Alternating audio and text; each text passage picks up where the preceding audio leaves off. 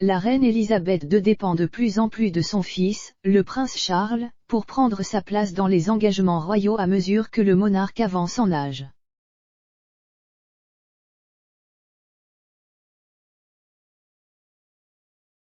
Cela fait des années que la reine n'a pas voyagé à l'étranger à titre officiel, compte tenu notamment des restrictions imposées par la pandémie de Covid-19.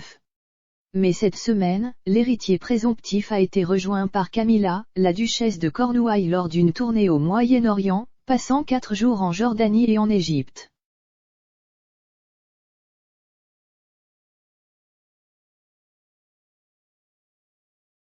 Faisant la promotion du voyage, le compte Twitter officiel de la famille royale a posté, cette semaine, le prince de Galles et la duchesse de Cornouailles se sont rendus en Jordanie et en Égypte pour leur tournée d'automne, rencontrant des communautés et visitant une gamme d'organisations locales et de sites culturels.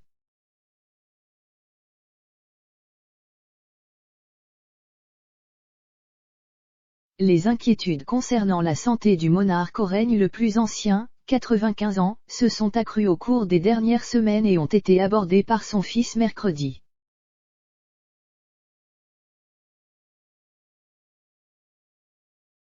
S'exprimant depuis la Jordanie, le prince Charles a déclaré que la reine allait bien, merci beaucoup.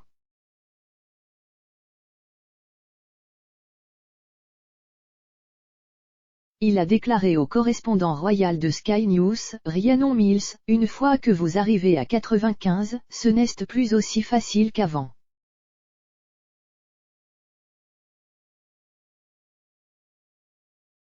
Le plus ancien héritier présomptif de l'histoire britannique s'est exclamé, c'est déjà assez mauvais à 73 ans.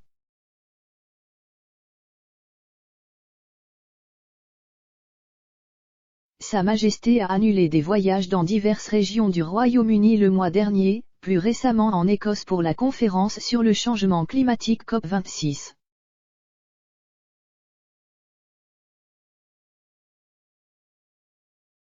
Un communiqué du palais de Buckingham a déclaré que la reine avait décidé à regret de ne pas assister au sommet.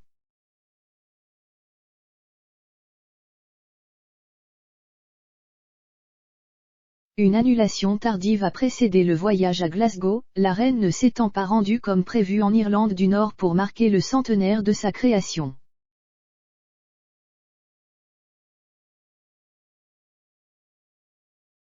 Elle a accepté à contre-ségur l'avis d'un médecin de se reposer pendant les prochains jours, selon un communiqué du palais de Buckingham.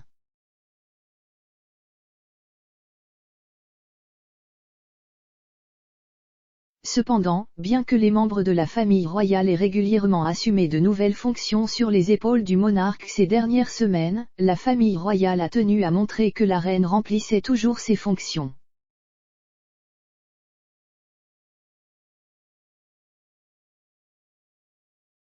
Elle est apparue virtuellement jeudi pour s'entretenir avec l'ambassadeur du Vietnam, après avoir tenu une réunion en face à face avec le chef de la défense sortant, le général Sir Nick Carter, mercredi.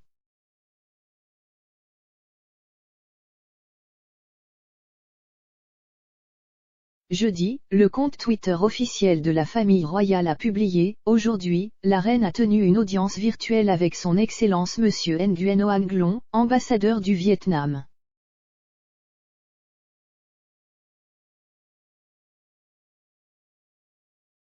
Il y a plus de 170 ambassadeurs et hauts commissariats basés à Londres.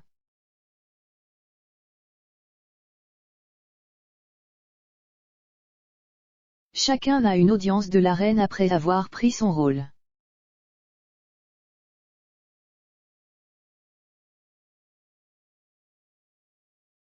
Sa Majesté n'a pas assisté au service du dimanche du souvenir au cénotaphe après s'être blessée au dos juste avant l'événement.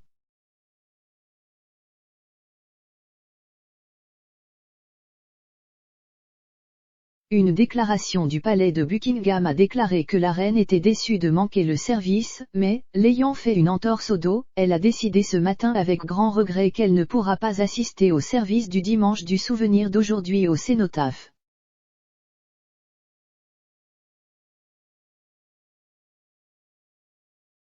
Le palais avait précédemment décrit la ferme intention de Sa Majesté d'y assister après avoir manqué une série d'engagements publics depuis la seconde moitié d'octobre.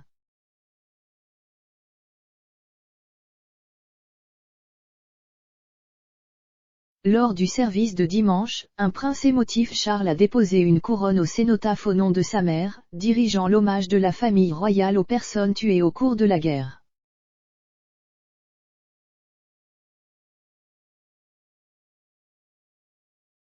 Il était flanqué du duc de Cambridge, de la princesse royale et du prince Édouard, lui rendant également hommage.